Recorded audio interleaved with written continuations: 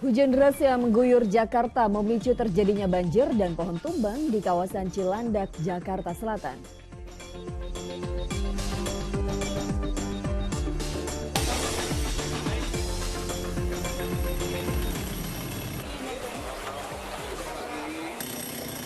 Proses evakuasi korban meninggal akibat tembok pondasi yang ambrol di Bogor, Jawa Barat setelah sebelumnya diguyur hujan berlangsung dramatis.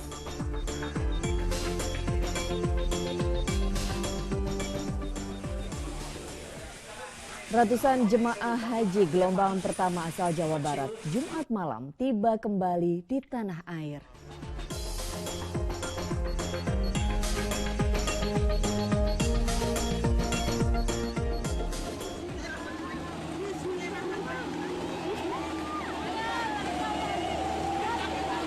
Aksi emak-emak menarik sebuah bus yang terjebak material longsor terekam video amatir.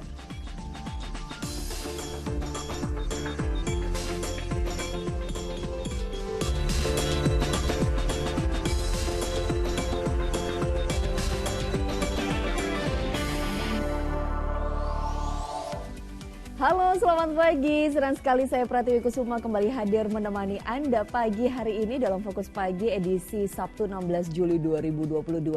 Dalam 1,5 jam ke depan kami hadir dengan rangkaian informasi dan juga peristiwa terbaru yang berhasil dihimpun tim redaksi kami hingga dini hari tadi. Langsung saja kita awali Fokus Pagi hari ini dari informasi terkait sebuah pohon durian setinggi 10 meter di tengah permukiman warga di kawasan Cilandak, Jakarta Selatan, tumbang hingga menimpa 2 rumah warga. Selain itu, banjir akibat hujan deras sejak Jumat petang juga membuat hajatan sebuah keluarga terancam batal. Tenda dan panggung di halaman rumah warga di Kelurahan Cilandak Timur, Pasar Minggu, Jakarta Selatan terendam banjir. Sedianya Asep Firdaus, warga setempat berencana menggelar acara hitanan putranya pada Sabtu pagi ini. Namun banjir yang masih berkisar sekitar 80 cm dini hari tadi membuat acara ini terancam batal. Sejumlah kursi, meja, ruang tamu hingga dapur rumah juga masih terendam. Tadi mendadak tuh datang jam 5-an lah, setengah 6. Jam setengah 6 ya? Iya, kencang banget. Ya mungkin sih biasanya kalau kayak gini ya banjir kiriman. Tapi sempat hujan deras ya sih Bang? Hujan deras juga tadi jam 5. Pohon durian setinggi 10 meter ini tumbang di tengah permukiman warga di Jalan Cilandak Tengah 3, Cilandak Barat, Jakarta Selatan. Akibatnya 2 rumah warga tertimpa pohon berdiameter 60 cm. Tidak ada korban luka maupun korban jiwa dalam peristiwa ini. Pohon durian tersebut tumbang akibat sudah lapuk dimakan usia. Sejumlah petugas dikerahkan untuk memotong batang pohon agar mudah diangkut.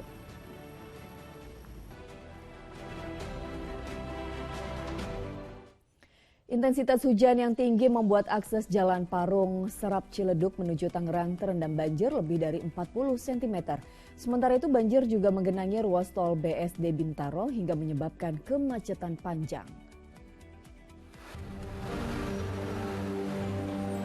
Hujan deras yang mengguyur wilayah Tangerang Selatan pada Jumat sore hingga malam hari mengakibatkan ruas tol BSD Bintaro di kilometer 8 tergenang banjir. Akibatnya kemacetan panjang pun terjadi, baik ke arah Jakarta maupun sebaliknya menuju Serpong. Derasnya debit air akibat hujan mengakibatkan saluran air yang berada di samping tol meluap hingga memasuki area jalan tol. Ketinggian air bervariasi hingga puluhan sentimeter. Meski begitu, kendaraan masih tetap dapat melintas dengan mengurangi kecepatannya. Antrian kepadatan mengalir, untuk lajur bisa digunakan, kita bisa lihat 3 baris maupun 4 baris bisa dilalui. Kita berikan himbauan pengguna jalan tetap melanjutkan perjalanan tanpa ragu, ikuti arahan petugas di lapangan.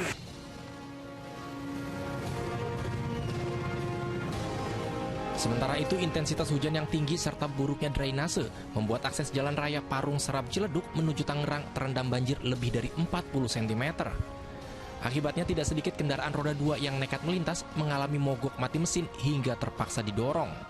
Soalnya kalau lewat sana jauh, kalau lewat sini kan deket gitu. Soalnya takut mogok ini motornya. Ingin kembali ke rumah atau bagaimana Pak? Tujuannya? Ini harus putar balik. putar balik lagi, cari jalan yang lain gitu. Warga berharap pemerintah setempat segera memperbaiki drainase yang ada di jalan tersebut agar para pengguna jalan tidak perlu lagi khawatir akan kembali terjadi banjir saat hujan deras turun. Tim Liputan melaporkan. Nekat menerobos banjir, sebuah mobil minibus yang membawa satu keluarga mogok hingga harus didorong mundur. Banjir yang merendam akibat tingginya curah hujan serta luapan air dari Kali Sabi. Mencoba menerobos genangan banjir setinggi sekitar 70 cm. Mobil minibus di Jalan Raya Gatot Subroto, Kota Tangerang, Banten ini mogok. Sejumlah warga yang melihat kejadian bahu-membahu mendorong mundur mobil. Banjir akibat tingginya intensitas hujan yang turun serta Kali Sabi yang tidak jauh dari lokasi meluap.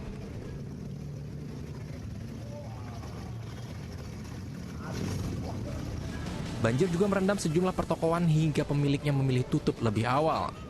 Mereka terobos dan nekat ya. Terus untuk akses warga saat ini gimana, Pak? Nggak ada jalan, nggak ada banjir. Berapa lama Pak udah begini Pak? Udah sering kayaknya nih banjir-banjir. Sering. Banjir seperti ini sudah sering terjadi saat intensitas hujan yang turun cukup tinggi. Meski demikian, biasanya air banjir ini hanya tergenang beberapa jam saja dan cepat surut. Taufik Saleh melaporkan dari Tangerang, Banten. Sementara itu ratusan rumah terendam banjir pasca hujan deras yang terjadi di Bojonggede, Bogor, Jawa Barat. Selain itu proses evakuasi korban tewas akibat tembok pondasi ambrol di Bogor berlangsung dramatis. Sebelumnya kawasan ini diguyur hujan deras.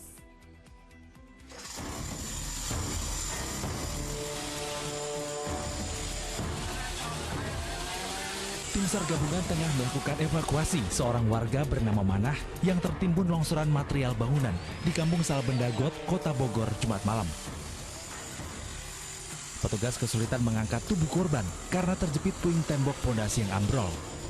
Proses evakuasi pun menghabiskan waktu 6 jam. Sebelumnya tembok pondasi setinggi 10 meter milik salah satu warga ini tiba-tiba ambrol usai dilanda hujan deras pada Jumat sore.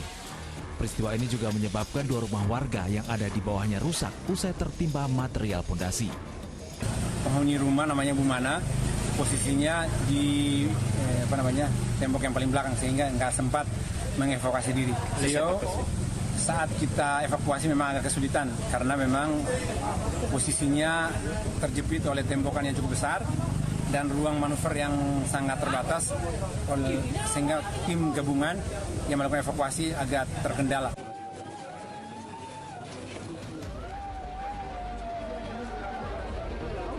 Sementara itu, suasana haru terjadi saat kerabat mengetahui terjadinya longsor ini.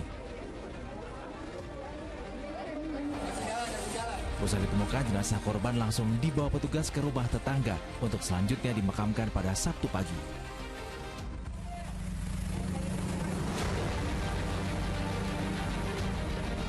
Video amatir warga merekam kondisi Jalan Raya Bojonggede, Bogor, Jawa Barat pasca hujan deras yang mengguyur kawasan itu. Air setinggi setengah meter membuat motor dan mobil yang melintasi kawasan tersebut mogok. Tanya itu, sebuah SPBU pun tergenang banjir hingga terpaksa ditutup. Luapan air juga mengenangi ratusan rumah di kawasan ini. Warga terpaksa berpindah tempat untuk menyelamatkan diri. Tim Liputan melaporkan. Kita beralih ke informasi lain, sebuah kapal penangkap ikan terbakar di Teluk Pulau Wamar, Maluku ketika tengah bersiap berlayar. Puluhan anak buah kapal melompat ke laut untuk menyelamatkan diri.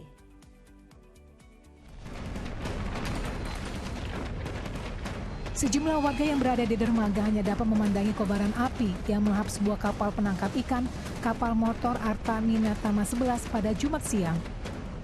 Kebakaran terjadi di Teluk Pulau Wamar, Kota Dobo, Kepulauan Aru, Maluku.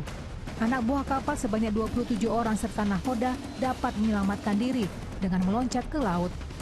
Para korban kemudian dievakuasi menggunakan kapal lain. Diduga kebakaran berasal dari percikan api yang muncul ketika ABK tengah sibuk mempersiapkan pelayaran menuju daerah penangkapan ikan. Kejadian kebakaran kapal pada hari ini jam 11.00 WIB di Pelabuhan Yosudarso Dobo, yang mana kebakaran tersebut diakibatkan karena adanya percikan api dari knalpot kapal, ya, sehingga menyebabkan kapal tersebut terbakar. Tidak ada korban jiwa dalam kebakaran tersebut, namun kerugian ditaksir mencapai miliaran rupiah. Juri Saman Heri melaporkan dari Kepulauan Aru, Maluku. Sementara itu, sebuah angkutan kota jurusan Cengkareng Kota terbakar usai mengisi bahan bakar minyak di Jalan Tubagus Angke, Grogol, Petamburan, Jakarta Barat. Diduga api berasal dari korsleting listrik di bagian mesin.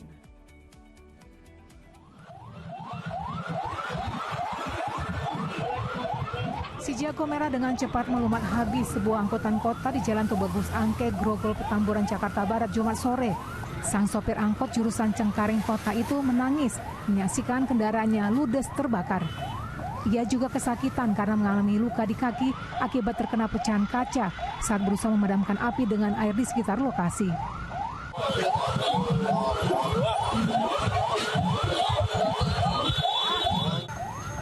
Sejumlah petugas penanggulangan kebakaran dan penyelamatan atau Gulkarmat dari Jakarta Barat langsung berupaya memadamkan api.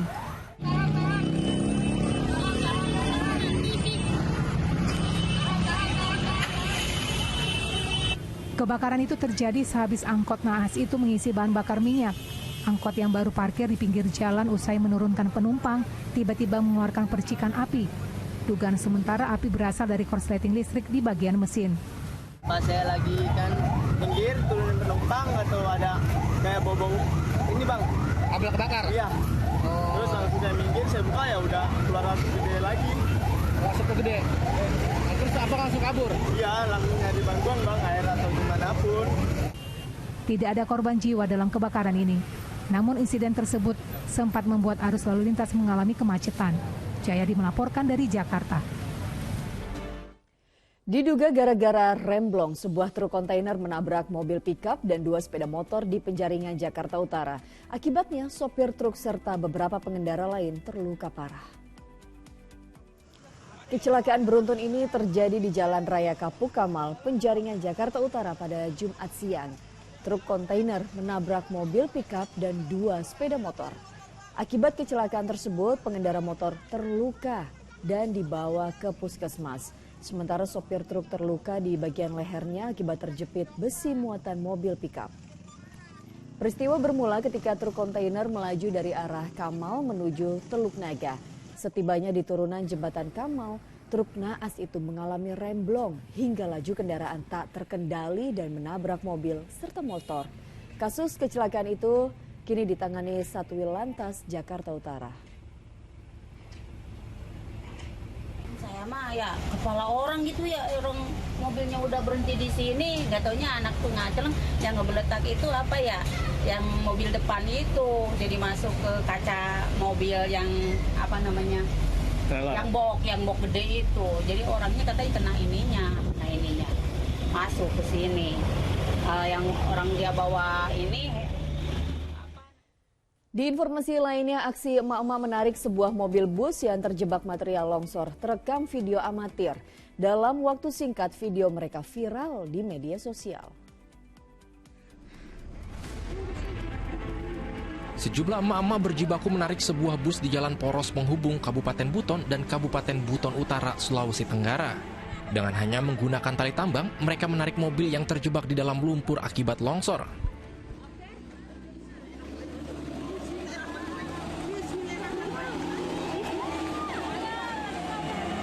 Kondisi yang sama juga dialami beberapa kendaraan lain. Salah satunya mobil Dalmas anggota kepolisian yang sedang melakukan pengamanan juga terjebak dalam lumpur dan harus didorong.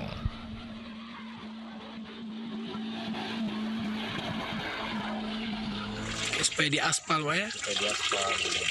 Semua seperti jalan-jalan biasa lah yang layak dipakai. Aksi emak-emak serta pengendara yang berjibaku menarik mobil mereka ini dalam waktu singkat viral di media sosial. Warga setempat berharap adanya perhatian pihak terkait untuk memperbaiki kondisi jalan yang menjadi akses utama.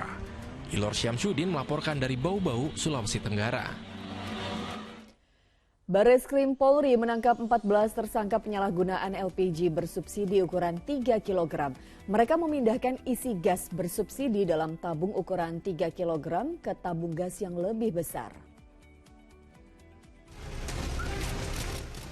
14 tersangka penyalahgunaan gas LPG bersubsidi digiring oleh petugas Direktorat Tindak Pidana Tertentu Bareskrim Polri di stasiun pengisian Bulk LPG SPBE Pulau Gebang, Cakung, Jakarta Timur, Jumat petang. Mereka ditangkap terkait penyalahgunaan gas LPG bersubsidi dengan modus operandi menyuntikkan gas LPG 3 kg ke tabung gas berukuran 5,5 kg, 12 kg, dan 50 kg, kemudian dijual dengan harga non-subsidi. Petugas juga mengamankan 3.344 tabung gas berbagai ukuran, beragam peralatan yang digunakan untuk menyuntik, serta 13 kendaraan yang digunakan oleh pelaku. Kepolisian Negara Republik Indonesia dari pusat sampai daerah melakukan penegakan hukum. Penegakan hukum terhadap LPG yang disalahgunakan, ini adalah yang disubsidi.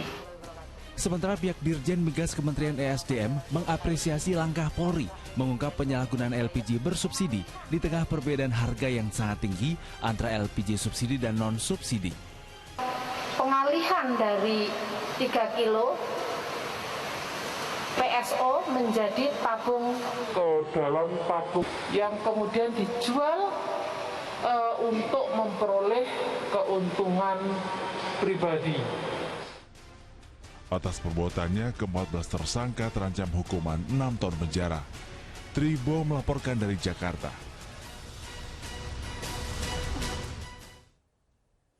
Seorang pengendara sepeda motor menerobos acara tahlilan dan melindas sejumlah makanan warga di Jalan Trogong 3 Cilandak, Jakarta Selatan.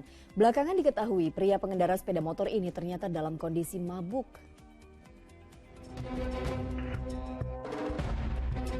Rekaman kamera pengawas ini merekam saat sejumlah warga sedang menggelar tahlilan di sebuah gang di Jalan Trogong 3 Cilandak Barat, Jakarta Selatan. Tiba-tiba warga dikejutkan dengan kehadiran seorang pengendara sepeda motor yang melintas di depan mereka. Pengendara melintas dengan melindas deretan piring berisi kue hingga 2 orang warga. Akibatnya 2 jamaah tahlil mengalami luka ringan. Tidak berselang lama, pelaku yang berhasil diamankan oleh warga dan aparat kepolisian diketahui dalam keadaan mabuk akibat pengaruh alkohol. Tiba-tiba masuklah motor ke lokasi di mana acara tahlilan itu berjalan. Dari ujung tuh udah dicegah-cegah. Kita juga nggak tahu. Kejadian yang berlangsung hari Rabu malam lalu ini pun viral setelah diunggah ke media sosial. Kasus ini tidak diproses hukum dan diputuskan untuk diselesaikan secara kekeluargaan. Muhammad Nur melaporkan dari Jakarta. Di informasi selanjutnya, Bareskrim Polri kembali memeriksa mantan Presiden Aksi Cepat Tanggap atau ACT terkait kasus dugaan penyelewengan dana kemanusiaan. Pemeriksaan tersebut merupakan yang ke-6 kali oleh tim penyidik. Mantan Presiden Aksi Cepat Tanggap atau ACT, Ahyudin, kembali diperiksa oleh tim Direktorat Tindak Pidana Ekonomi Khusus Bareskrim Polri pada Jumat siang kemarin. Ia diperiksa masih sebagai saksi atas kasus dugaan penyelewengan dana ACT. Ahyudin membantah jika ACT melakukan penyalahgunaan dana donasi. Sebab ACT telah mendapatkan predikat wajib tanpa pengecualian atas laporan keuangannya dari kantor akuntan publik. Mantan Presiden ACT ini telah diperiksa sebanyak 6 kali oleh tim penyidik Bareskrim Polri. Pemeriksaan pertama dilakukan pada 8 Juli lalu.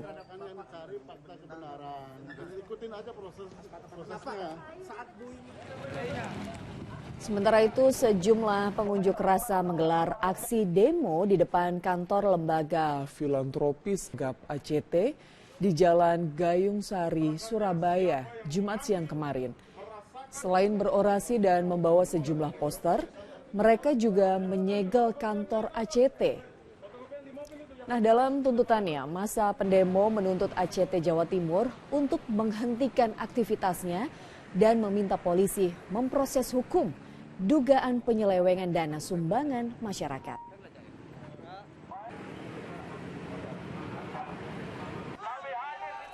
Diduga jadi korban perampokan dan penganiayaan, seorang nenek tewas. Cincin dan kalung korban raib dilucuti. Informasi selengkapnya kami hadirkan usai jeda.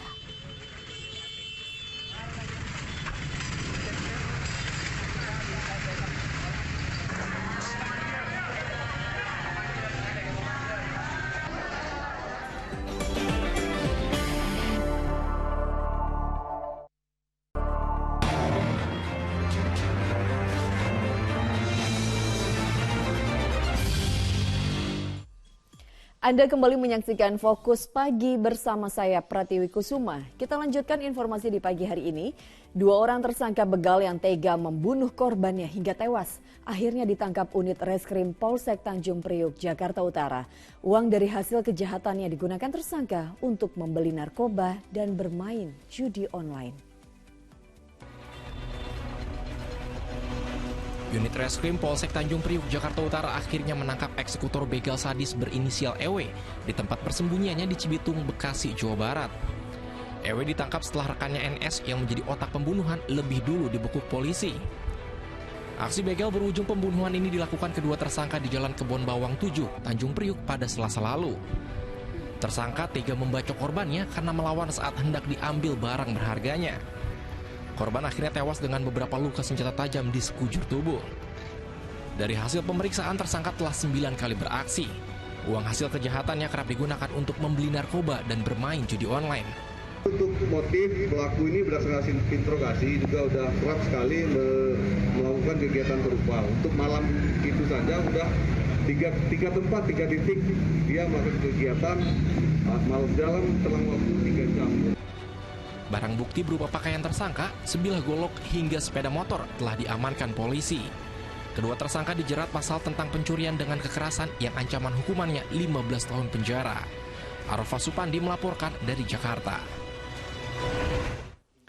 Seorang anggota Provos Polsek Paseh Polres Sumedang menjadi korban pengeroyokan yang dilakukan oleh 3 orang pemuda dalam kondisi mabuk. Para pelaku melakukan pengeroyokan karena tak terima ditegur korban yang sedang berpatroli.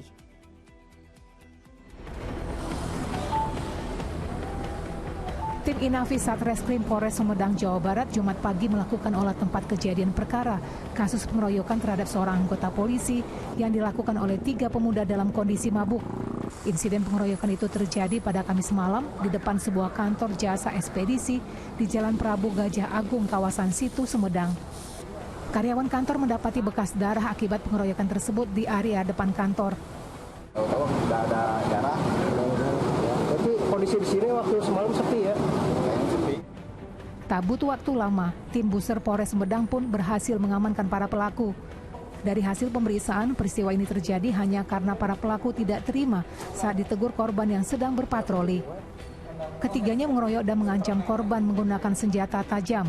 Petugas masih melakukan pendalaman kasus ini dan mengamankan barang bukti berupa pisau yang digunakan.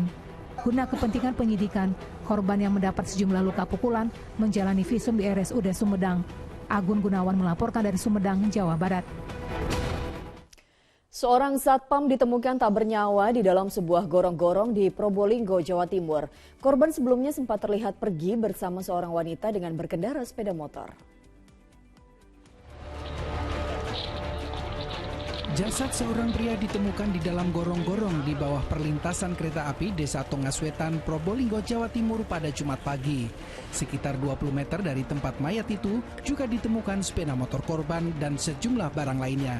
Jenazah kemudian dibawa ke Rumah Sakit Umum Daerah Tongas, Probolinggo untuk divisum. Tim medis rumah sakit dan anggota Inafis yang memeriksa mendapati adanya luka di tengkuk korban.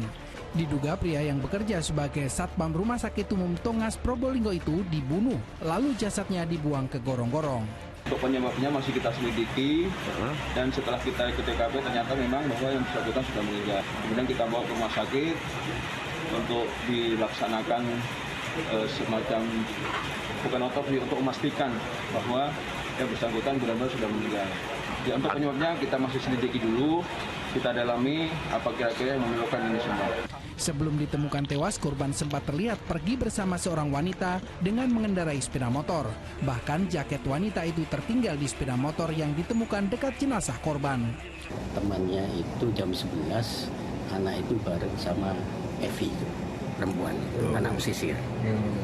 Bahkan jaketnya ada di sepeda, digandol di spion. Jaket si Evi-nya tadi di sana. Jam 11 karena kemarin itu tadi malam ada hajatan di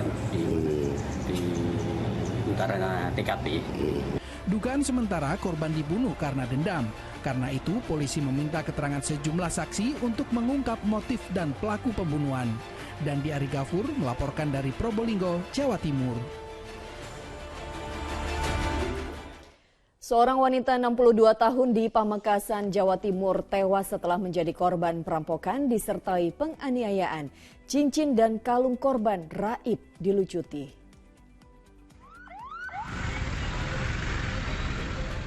Suara ambulans memecah keheningan Desa Tambung, Kecamatan Padewangu, Pamekasan, Jawa Timur. Warga seketika langsung berdatangan ke rumah seorang nenek berusia 62 tahun. Sang nenek bernama Surah diduga dirampok saat berjalan menuju masjid untuk salat subuh. Tubuh korban ditemukan di areal pengergajian kayu penuh luka.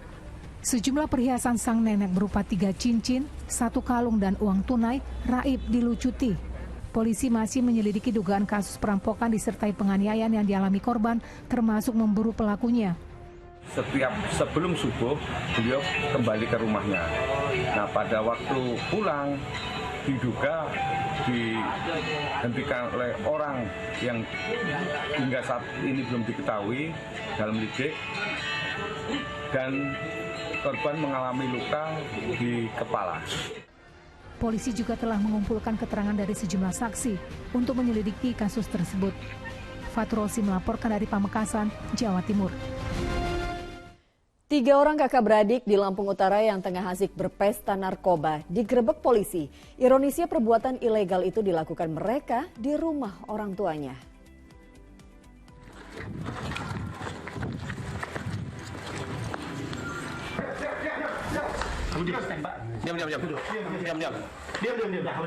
Inilah tatkala anggota Satuan Narkoba Polres Lampung Utara Jumat siang menggerebek sebuah rumah di Jalan Mangga Besar, Kota Bumi Selatan, Lampung Utara.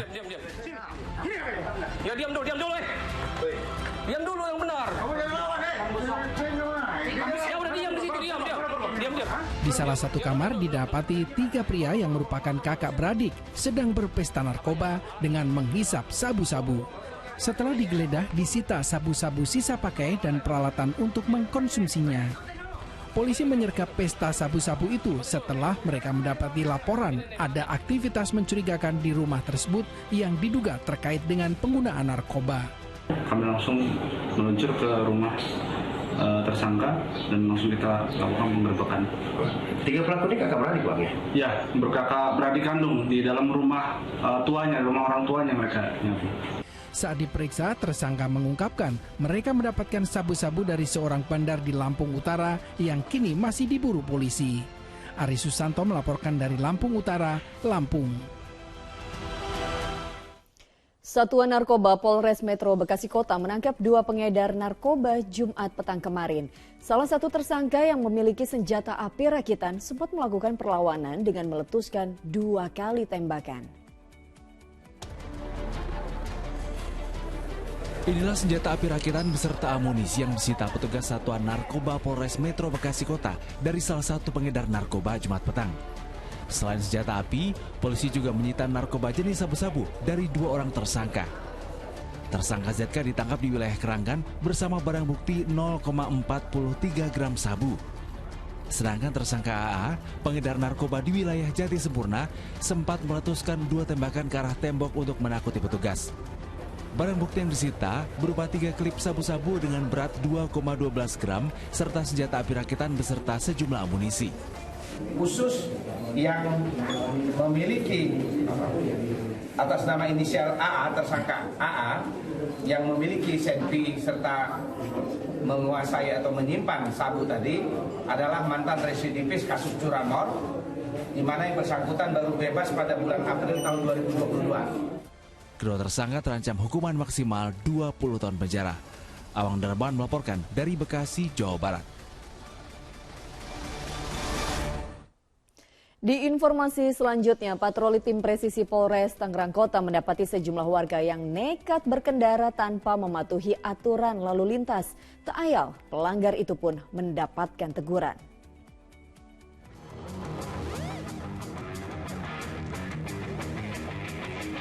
Selamat malam dan salam sejahtera untuk kita semua. Menjelang tengah malam, anggota tim presisi Polres Tangerang Kota memulai patrolinya.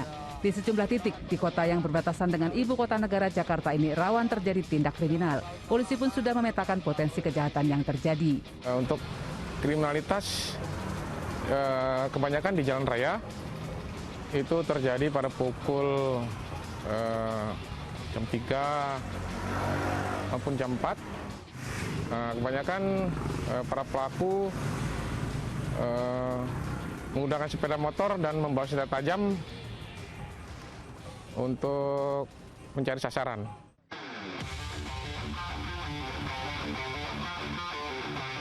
Dan saat tim presisi melintas di kawasan Kedaung, Tangerang, ditemui seorang pria berkendaraan motor. Selamat pagi Pak, izin Pak, standaran dulu dari presisi Tangerang Kota. Ya, awas, jadi standarin dulu. Ini taruh dulu. Ini apa ini? Pak. Setelah digeledah, tidak ditemukan benda yang berkaitan dengan tindak kriminal. Namun polisi mendapati pria itu tidak mentaati aturan lalu lintas saat berkendara. Plat nomornya tidak terpasang. Di belakangnya dipasang dong plat nomornya, ya kan? Terus kalau ini pakai helm dong. Ya, agen tadi buru-buru ngambil itu powerbanknya. Gitu. Namamu siapa? Sofian Pak. Sofian, kasih tahu Pak. Patroli tim presisi pun dilanjutkan, dan tidak berapa lama di kawasan Paku Wajid, Tangerang, sejumlah pria didapati tengah berkumpul di depan sebuah toko. Kumpul apa ini? Iya. Kumpul apa ya, Mas? Jangan pada minum-minum ya Pak? Enggak Pak. Ini minum apa? Air putih. Ya, air putih sehat. Ya, apa? Jangan minum. Namun seorang pengendara sepeda motor yang turut berkumpul di tempat tersebut ditegur oleh petugas lantaran menggunakan plat nomor yang tidak sesuai ketentuan. Saudara, saat ini kami sedang berada di Jalan Raya Paku Waji, di mana polisi menemukan pengendara yang tidak melengkapi kendaraannya dengan benar. Namun untuk penindakannya kita tanya langsung kepada Pak Hari. Pak Hari, ini kan ada pengendara yang tidak melengkapi kendaraannya, begitu ya? Ini untuk penindakan yang dilakukan oleh pihak kepolisian seperti apa sih Pak? Iya, jadi setelah kami melintas jalan Paku Waji, melihat ada kendaraan Ereking platnya. Jadi kami mengimbau supaya kepada pemilik motor supaya untuk mengganti plat nomor sesuai dengan ketentuan. Untuk mempersempit ruang gerak pelaku kejahatan, polisi menggelar patroli secara berkala di Kota Tangerang dan diutamakan ke kawasan yang berpotensi terjadi aksi kriminalitas. Aurika Agustina dan Ahmad Teguh melaporkan dari Kota Tangerang, Banten. Petugas keamanan apartemen di Jakarta Barat yang diduga melakukan perbuatan cabul terhadap seorang karyawati akhirnya dibekuk. Tersangka ditangkap berdasarkan laporan korban yang mengalami trauma. Unit Perlindungan Perempuan dan Anak Satreskrim Polrestro Jakarta Barat Jumat siang menangkap petugas keamanan apartemen yang diduga melecehkan seorang karyawati. Tersangka diringkus di rumahnya di kawasan Rawabuaya, Cengkareng, Jakarta Barat. Dari tangannya disita pakaian ketika melakukan aksi cabulnya. Tersangka melecehkan korban karena terdorong rasa suka kepada wanita yang bekerja di kawasan apartemen yang dijaganya. Kendati pria itu sudah berkeluarga, namun ia tidak mampu mengendalikan nafsunya sehingga melecehkan korban. Senang sama ceweknya. Istri gimana Bang? Kepada penyidik, tersangka mengaku ia berbuat tak senonoh kepada korban karena terdorong rasa suka kepada wanita itu. Korban dikenalnya karena bekerja di kompleks apartemen yang dijaganya di Cengkareng, Jakarta Barat.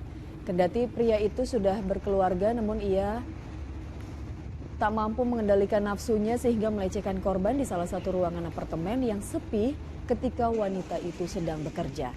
Akibat perbuatannya, korban menjadi trauma dan kini dalam pendampingan petugas Unit Perlindungan Perempuan dan Anak Satreskrim Polresto Jakarta Barat. Adalah perasaan suka ya, nafsu. Jadi dia mungkin bernafsu dengan korban karena memang sudah suka dari lama. Dan pada saat itu sebuah pabrik pipa di Tangerang, Banten ludes terbakar. Informasi selengkapnya kami hadirkan usai jeda di Fokus Pagi.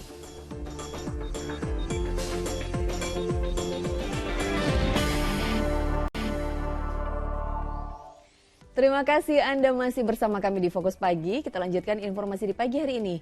Diduga akibat arus pendek listrik, sebuah pabrik pipa di Tangerang, Banten ludes terbakar.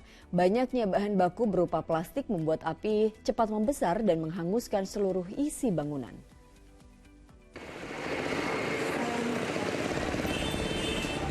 Kebakaran hebat melanda sebuah pabrik pipa milik PT Papindo Abadi Pratama di Jalan Prancis Kosambi, Teluk Naga, Tangerang, Banten.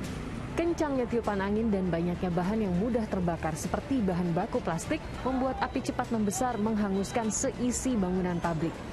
Sejumlah warga berusaha membantu pemadaman dengan alat seadanya agar api tidak merambat ke bangunan lain milik warga. Kebetulan saya juga lagi istirahat, tiba-tiba asap langsung besar angin. Bang, yang abang tahu ini tadi ada suara-suara ledakan atau gimana, Bang? Suara ledakan, ada beberapa suara ledakan. Akses jalan yang macet di lokasi kebakaran sempat menghambat jalannya mobil pemadam. Diduga api berasal dari korsleting listrik yang terjadi saat pekerja sedang beristirahat. Yang terbakar ini adalah produksi paralon, pipa paralon, PT Bapindo Abadi Pratama. Saat sebelum kejadian ada aktivitas atau ada produksi? Ada aktivitas, tapi ini penyebab kebakarannya menurut sumber yang diterima dari pihak pabrik adalah dari arus pendek listrik yang di bawahnya ada diskus. Puluhan petugas dan 10 unit kendaraan pemadam kebakaran dari Kabupaten dan Kota Tangerang diterjunkan ke lokasi. Butuh lebih dari 4 jam untuk petugas berhasil memadamkan api. Tidak ada korban jiwa, sementara kerugian ditaksir mencapai miliaran rupiah. Penyebab pasti kebakaran ini masih dalam penyelidikan Kepolisian Polsek Neglasari Polres Metro Tangerang Kota. Taufik Saleh melaporkan dari Tangerang, Banten. Seorang pekerja bangunan tersangkut kabel listrik tegangan tinggi saat merenovasi sebuah rumah warga di Desa Karangasem Timur, Kabupaten Bogor. Korban selamat namun mengalami luka bakar hingga 70%. Dengan alat seadanya, warga langsung berupaya memberikan pertolongan terhadap seorang pekerja bangunan yang tersangkut kabel listrik saat merenovasi sebuah rumah warga di Desa Karangasem Timur, Citerep, Kabupaten Bogor, Jawa Barat. Insiden berawal saat korban bernama Sofyan itu jatuh ke bagian kanopi saat memperbaiki atap rumah warga yang bocor. Saat terjatuh, korban sempat menyentuh kabel listrik. Ia pun tersengat di kabel tegangan tinggi tersebut. Berkat pertolongan warga, korban selamat meski mengalami luka bakar hingga 70%. Korban kemudian dibawa ke rumah sakit terdekat untuk mendapatkan perawatan medis. Di sini terus diturunin ya, itu posisinya udah kebakar semua, itu badan seginilah ke bawah itu kebakar. Dari bagian mana Pak yang luka bakarnya? Ini yang parah mah belakang nih, tonggong sama kaki itu, sama kaki udah lecet semua itu. Berapa persen Bang luka bakarnya Pak? Ya bisa nyampe 70%. 70%? Itu lagi ngapain sih Pak? Di informasi selanjutnya, air danau di Situ Ciburui, kawasan Padalarang, Bandung Barat, Jawa Barat, mendadak berubah jadi berwarna hitam serta mengeluarkan aroma yang tak sedap. Kondisi tersebut berdampak pada warga sekitar yang mengalami gatal-gatal.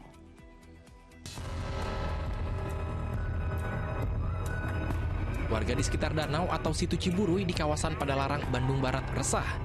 Pasalnya tempat tinggal di lingkungan sekitar kini tercium aroma tidak sedap. Diduga Situ Ciburui tercemar, serta airnya berubah warna menjadi hitam pekat. Warga yang terdampak akibat pencemaran lingkungan ini mencapai lebih dari 1.500 jiwa. Selain hitam dan aroma tak sedap, pencemaran juga mengakibatkan ribuan ekor ikan ikut mati. Sebagian warga juga mengaku gatal-gatal akibat kondisi air sudah tak jernih lagi. Nggak bening biasanya. Kalau sekarang kan jelek hitam. Jadi kalau keminum apa gimana? Nggak bisa keracunan ya Bu ya? Iya. Sudah nggak layak diminum lah gitu, nggak bisa dikonsumsi lah. Jadi air itu direbus, mendidih, tapi menimbulkan bau, tidak bisa dikonsumsi oleh masyarakat. Itu radius 50-100 meter. Nah itu harus ada tindakan wajib dari pemerintah khususnya di LH, bagian tindakan. Karena di sini pengusahanya kebanyakan itu batako sama karung. Warga tak mengetahui persis penyebab danau tercemar lingkungan sejak sepekan terakhir. Dari hasil penyelidikan sementara, diduga penyebab pencemaran air berasal dari proses pencucian karung bekas limbah. Untuk memastikan penyebabnya, warga sudah melaporkan kasus ini ke Dinas Lingkungan Hidup Bandung Barat untuk diteliti lebih lanjut. Muhammad Abbas melaporkan dari Bandung Barat, Jawa Barat. Jatuh dan terjebak dalam sumur sedalam 10 meter, seekor anak kucing dievakuasi oleh petugas pemadam kebakaran Kota Bogor, Jawa Barat. Jalannya evakuasi sempat terkendala oleh sempitnya lubang sumur. 2 hari sudah anak kucing ini terjebak di dalam sumur sedalam 10 meter di kampung Kukupu, Kelurahan Kedung, Badak, Kota Bogor. Upaya evakuasi kucing akhirnya dilakukan oleh petugas pemadam kebakaran Kota Bogor pada Jumat siang kemarin. Dengan membawa sejumlah perlengkapan, seorang petugas turun untuk mengevakuasi kucing tersebut. Namun jalannya evakuasi tidak berjalan mulus, lubang sumur yang sempit menyulitkan petugas untuk turun. Belum lagi volume air yang cukup banyak membuat petugas tidak bebas bergerak. Setelah berupaya selama 2 jam, kucing akhirnya bisa diangkat dari dalam sumur dengan kondisi lemas dan basah kuyup.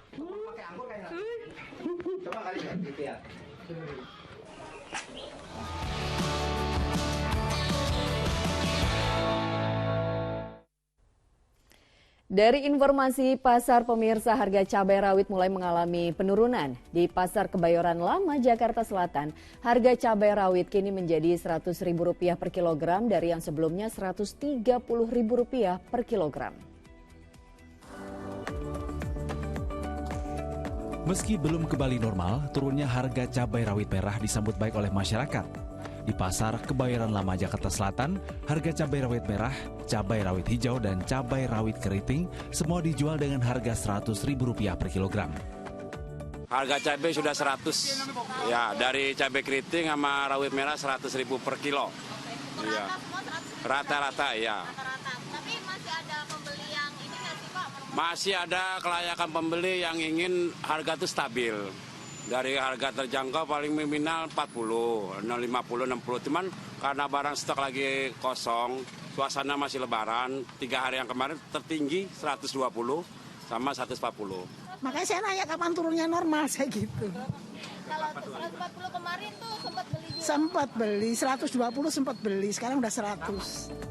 Turunnya harga cabai rawit ini diharapkan masyarakat dapat terus terjadi hingga kembali ke harga normal. Masyarakat bisa kembali mengonsumsi cabai tanpa harus membayar harga mahal. Tim Liputan melaporkan.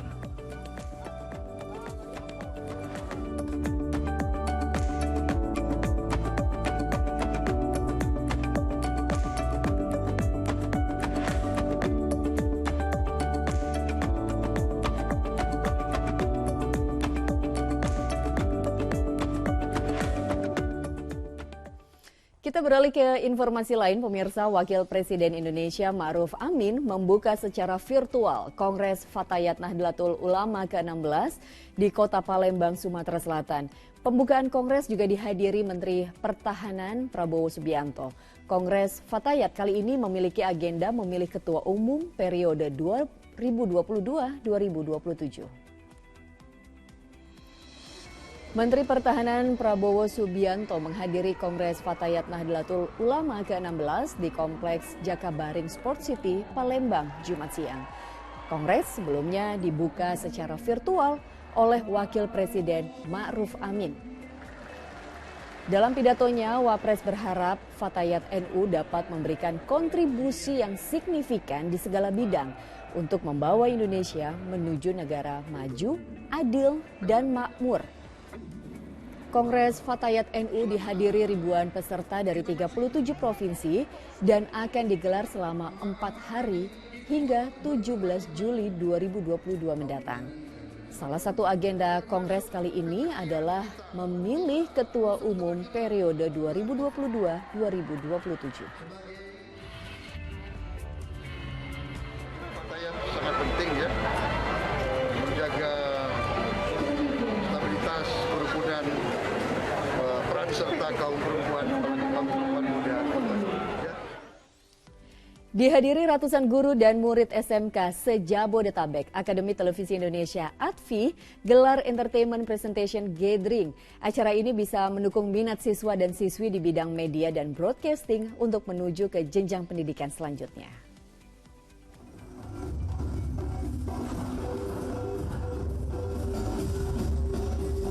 Tari-tarian ini memeriahkan pembukaan Entertainment Presentation Gathering Akademi Televisi Indonesia atau ATVI, lembaga pendidikan tinggi di bawah naungan PT Elang Mahkota Teknologi di Studio 1 MTech City pada Jumat pagi.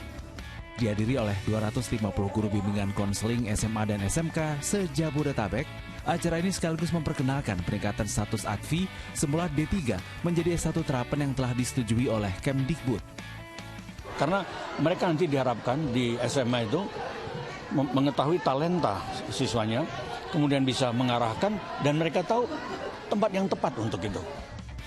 Guru akan mendukung peserta didik mereka yang tertarik masuk ke dunia penyiaran.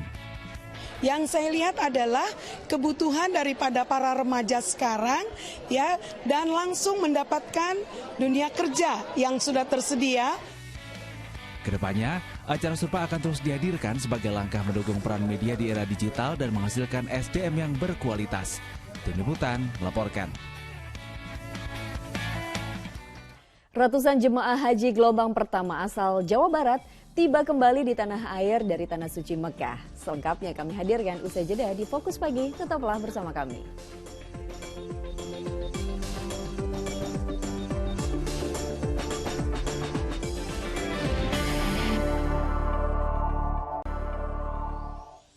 Anda kembali menyaksikan Fokus Pagi bersama saya Pratiwi Kusuma.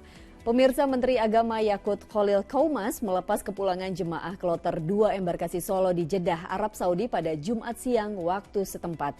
Sementara itu 330 jemaah haji kloter pertama embarkasi Bekasi telah tiba di tanah air melalui Bandara Internasional Soekarno-Hatta.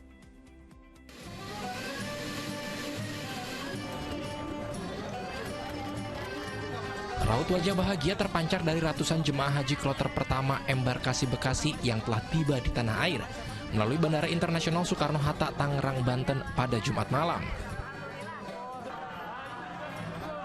Beberapa dari mereka bahkan melakukan sujud syukur setibanya di Indonesia. Alhamdulillah Pak, semuanya lancar, baik-baik. Ada hambatan nggak sih Bu? Enggak. Oh, ya. Bagus, pelayanannya bagus Pak. Oke. Bagus, puas. Kedatangan 330 jemaah haji asal Jawa Barat ini langsung disambut oleh Menteri Agama ad interim Muhajir Effendi dan Menteri Perhubungan Budi Karya Sumadi. Kepulangan jemaah haji Indonesia pada gelombang pertama ini terbagi menjadi 7 kloter dari 4 embarkasi. Gelombang pertama ini ada 7 kloter dari 4 embarkasi. Gelombang 1 ini akan berlangsung mulai tanggal 15 Juli 2022 sampai 30 Juli 2022. Pemerintah memastikan tidak akan ada karantina bagi seluruh jemaah haji yang tiba di Indonesia. Meski begitu, petugas kantor kesehatan Bandara Soekarno-Hatta tetap melakukan pengecekan untuk memastikan suhu para jemaah haji dari Arab Saudi. Jika ada jemaah yang suhunya di atas 37,5 derajat Celcius, maka akan diobservasi untuk pemeriksaan lanjutan.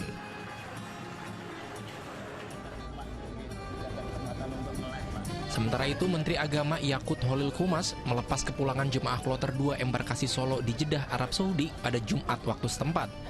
Ada 358 jemaah tergabung dalam kloter ini yang berasal dari Pati, Jawa Tengah. Pelepasan jemaah ditandai dengan penyerahan bendera merah putih kepada Menak oleh petugas kloter. Tim Liputan melaporkan. Ratusan bagasi milik jemaah haji dikembalikan ke hotel setelah kedapatan memuat air zam-zam kemasan. Padahal sejak dari tanah air, para jemaah sudah diimbau bahwa tidak diperbolehkan membawa air zam-zam dalam koper bagasi. Setelah diperiksa melalui X-ray, ratusan bagasi milik jemaah haji kloter 4 harus dikembalikan ke hotel. Terdapat 2 truk berisi bagasi yang dikirim balik setelah diketahui bermuatan air zam-zam kemasan. Meski telah diberitahukan terkait larangan membawa zam-zam di bagasi sejak di tanah air, namun sejumlah jemaah masih berusaha mencoba peruntungan, berharap air zam-zam yang mereka taruh bisa lolos pemeriksaan. Total ditemukan 297 dari 360 bagasi yang bermuatan air zam-zam kemasan dari kloter 4 tersebut. Aturan tidak boleh dimasukkan air zam-zam ke dalam koper itu murni karena safety regulation. Itu yang pertama. Yang kedua, ini bukan merupakan himbauan, tapi melaksanakan ketentuan dari edaran yang dikeluarkan oleh General Authority of Civil Aviation. Maka SOC 4 yang ada 297 yang terindikasi air zam-zam kami kembalikan ke hotel, tempat di mana mereka menginap, biar mereka jemaah sendiri yang membongkar air zam-zam tersebut gitu. Ya, jemaah haji asal Indonesia sudah mulai kembali ke tanah air. Mereka wajib melakukan observasi atau karantina selama 21 hari ke depan secara mandiri. Dan berikut liputan rekan kami Agi Kurnia Sandi dengan juru kamera Fajrin Abdillah.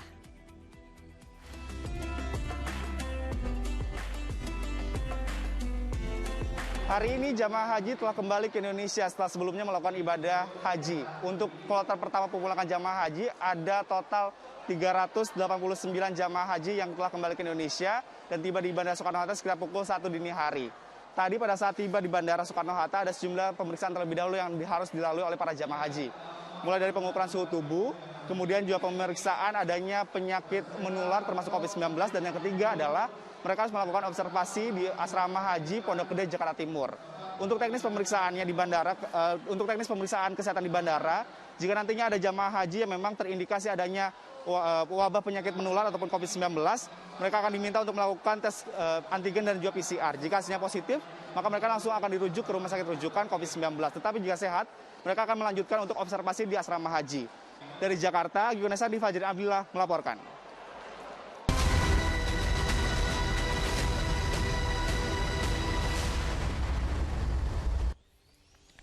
Dari ajang Piala AFF U19 2022, Malaysia berhasil keluar sebagai juara.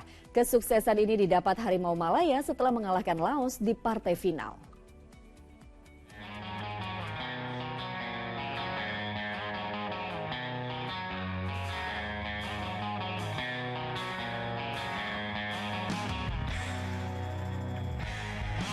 Malaysia U19 akhirnya berhasil keluar sebagai juara di ajang Piala AFF U19 2022. Keberhasilan ini didapat Malaysia setelah sukses mengalahkan Laos di partai final yang berlangsung di Stadion Patriot Candrabaga, Bekasi, Jawa Barat pada Jumat malam. Laga berjalan 14 menit, Harimau Malaya sukses membuka keran golnya. Berawal dari skema tendangan bebas, Faiz Amir menjebol gawang Laos lewat sontekan kaki kirinya. Unggul 1 gol tidak membuat Malaysia mengendurkan serangan. Pada babak kedua, skuad asuhan Hasan Sazali mampu menggandakan keunggulan lewat aksi Muhammad Alif.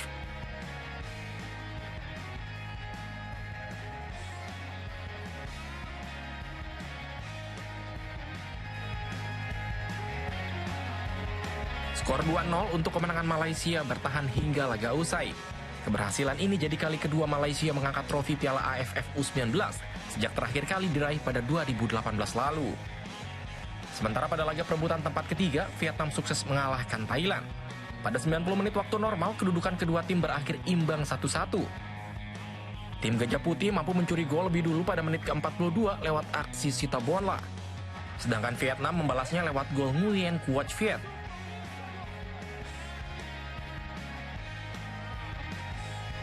Memasuki babak adu penalti, satu penendang Thailand gagal menjalankan tugasnya dengan baik.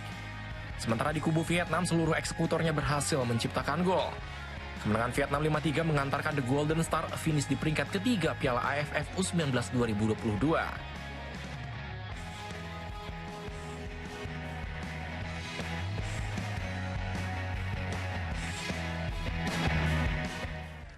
Kita beralih ke informasi lain, berulang kali menggigit sang pemilik hingga terluka, seekor monyet berukuran besar terpaksa dievakuasi petugas Damkar Kota Surabaya. Petugas sempat mengalami kesulitan dalam proses evakuasi lantaran monyet bersikap agresif. Petugas pemadam kebakaran Kota Surabaya pada Jumat sore melakukan evakuasi terhadap seekor monyet besar di Jalan Ngaklik, DKA Surabaya, Jawa Timur. Dalam proses evakuasi, petugas sedikit mengalami kesulitan karena monyet bersikap agresif. Monyet yang telah dipelihara hampir 5 tahun sejak umur 2 bulan ini terpaksa diamankan karena telah berulang kali menggigit pemiliknya. Biasanya sama saya itu kan gigit-gigit, guyon gitu. Ternyata digigit beneran. Saat saya digigit yang kedua kalinya itu waktu saya akan membersihkan kandangnya ya. Maunya saya bersihkan, marah. Langsung ditekan, gigit yang kedua kalinya. Setelah hampir 30 menit berjibaku dengan menggunakan jaring dan beberapa alat, monyet yang ditempatkan di sebuah kandang depan rumah pemilik akhirnya berhasil dievakuasi. Proses evakuasinya cukup sulit ya, karena satu untuk kera sendiri tenaganya kuat, kesulitannya keduanya adalah kondisi kera dalam posisi terantai. Rantainya sampai di bagian leher menggunakan laser. Jadi mau tidak mau kita harus amankan dulu karena gigitannya cukup berbahaya. Kini monyet tersebut diamankan dan akan dilepas liarkan di habitatnya di hutan mangrove Wonorejo, Surabaya. Dari Surabaya, Jawa Timur, Arif Purwanto melaporkan. Ratusan warga di Lamongan, Jawa Timur rela berdesakan berebut gunungan hasil bumi usai diarak keliling desa. Tradisi sedekah bumi tersebut sebagai rasa syukur warga atas hasil panen yang melimpah.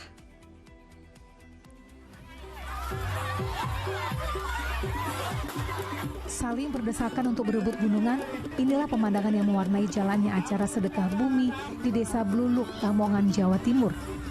Ratusan warga terdiri anak-anak hingga orang dewasa sangat antusias memperebutkan gunungan yang terdiri dari buah dan sayuran.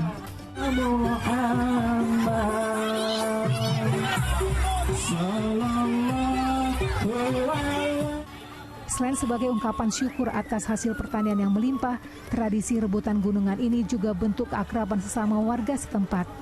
Dalam hal syukuran ini, beberapa masyarakat sini sudah disiapkan hasil panennya, ditunjukkan.